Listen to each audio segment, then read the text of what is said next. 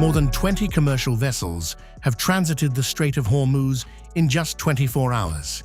Even as tensions escalate and Washington pushes a naval blockade against Iran. Tankers, container ships, and bulk carriers continue to move through one of the world's most critical oil choke points.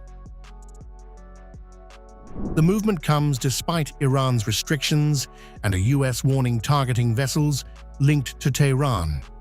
But maritime signals suggest something more. Several ships switched off their AIS tracking systems while crossing, pointing to a growing trend of shadow navigation in high-risk waters.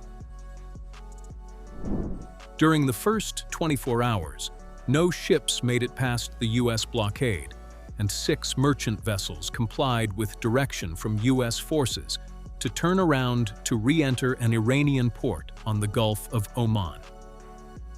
The blockade is being enforced impartially against vessels of all nations entering or departing Iranian ports and coastal areas, including all Iranian ports on the Arabian Gulf and Gulf of Oman.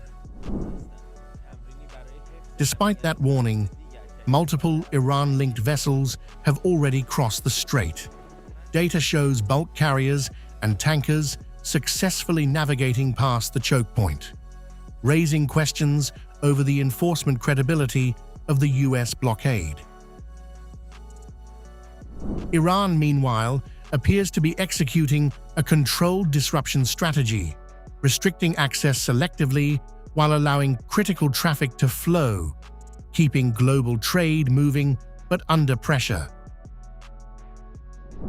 The imposition of restrictions by criminal America on the movement and maritime transit of vessels in international waters is an illegal act and an instance of piracy. The armed forces of the Islamic Republic of Iran clearly and firmly declare that the security of ports in the Persian Gulf and the Sea of Oman is either for everyone or for no one. The message from Tehran is clear.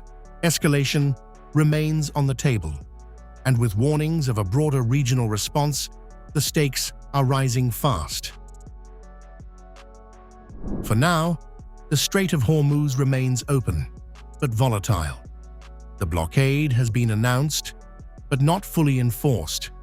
Global trade isn't halted, but it is adapting, entering a shadow phase where visibility is low and risks are high.